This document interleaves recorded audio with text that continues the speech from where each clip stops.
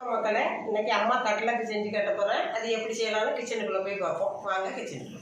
இப்போ கட்லக்கு தேவையான பொருள்களை பார்க்கலாம். பல்லாரி வந்து ஒரு 50 கிராம் நறுக்கி வச்சுருக்கேன். பீன்ஸ் ஒரு 50 நறுக்கி வச்சுருக்கேன். கேரட்டு ஒரு 50 நறுக்கி வச்சுருக்கேன்.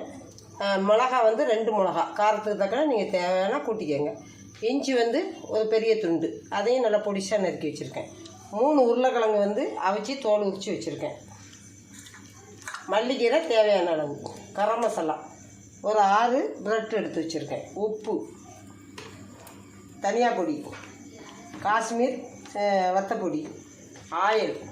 இப்போ இதை எப்படி பண்ணலாங்கிறத பார்ப்போம். அடுப்பத்தை வச்சு சட்டி அடுப்பில் போட்டால் கொஞ்சம் ஆயில் ஊற்றிக்கிடுதேன். இப்போ ஆயில் சூடாகிடுச்சு. இஞ்சி நறுக்கி வச்சுருக்கிறத போடுதேன். பச்சை மிளகாயும் போடுதேன். ரெண்டும் வதக்கட்டும். இப்போ இந்த வெங்காயத்தை போடுறேன். இப்போ வெங்காயம் அது கூட போடுறேன். இது கொஞ்சம் வதங்க. இப்போ வெங்காயம் எல்லாம் வதங்கிடுச்சு. பீன்ஸு போடுவோம். கேரட்டையும் ஒன்றாவே போட்டுருவோம்.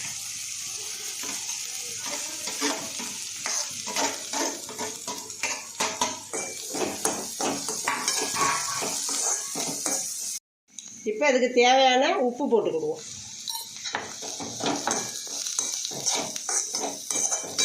உப்பு போட்டு வதங்கிட்டு இருக்கு. இப்போ வந்து தனியா தூள் வந்து 1 டீஸ்பூன், காஷ்மீர் வத்தப்பொடி வந்து 1 டீஸ்பூன், கரம் மசாலா வந்து ஒரு 1/2 டீஸ்பூன். இப்போ எல்லாம் சேர்ந்து நல்லா வதங்கும்.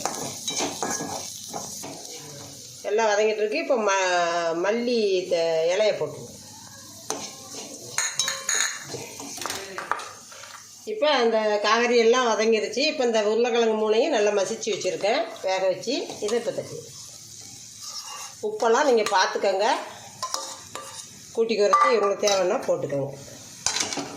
இப்போ இதை நல்லா இது கூட மிக்ஸ் பண்ணணும்.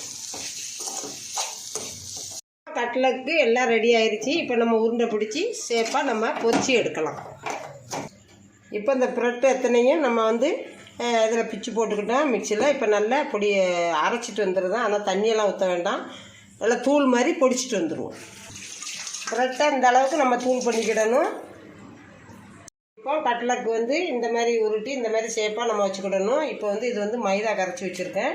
மைதா இது வந்து தூள் வந்து ப்ரெட்டு வந்து இப்படி பொடிச்சு வச்சுருக்கேன். இப்போ இங்கே ஆயில் வந்து ஊற்ற போகிறேன். சட்டி சூடாகிடுச்சு. அடுப்பத்தை வச்சாச்சு.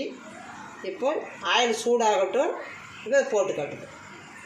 இப்போ பாருங்கள், அங்கே என்ன ஆயில் வந்து சூடாகிடுச்சு. இந்த மாவு வந்து இப்படி கரைச்சி வச்சுக்கணும். நம்ம இங்கே பாருங்கள், இந்த அளவு இருக்கணும். இப்போ இந்த கட்லக்கை எடுத்து இப்படி ஒரு பரட்டிக்கணும்.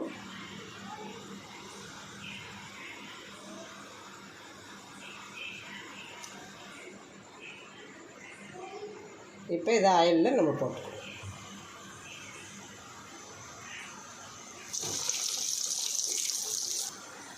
இதே மாதிரி நம்ம எல்லாத்தையுமே பொரிச்சு எடுத்துக்கிடணும். இப்போ கட்லக்கு நல்லா வெந்துருச்சு. இப்போ எடுத்துக்கிட்டு இருக்கோம். எல்லாத்தையும் எடுத்துகிட்டு காட்டுதேன். இப்போ அருமையான கட்லக்கு ரெடி பண்ணிட்டேன். எப்படி இருக்குன்னு சாப்பிட்டு பார்த்துட்டு சொல்லுங்கள் மக்களே. இப்போ வந்து கட்லக்கு அம்மா ரெடி பண்ணி காட்டியிருக்கேன். எப்படி இருக்குன்னு செஞ்சு சாப்பிட்டு பார்த்துட்டு சொல்லுங்கள். பிடிச்சிருந்தா லைக் பண்ணுங்கள், ஷேர் பண்ணுங்கள், அம்மா சேனலை சப்ஸ்கிரைப் பண்ணுங்கள். மீண்டும் ஒரு நல்ல ரெசிபியோடு சந்திக்கிறேன். நன்றி, வணக்கம்.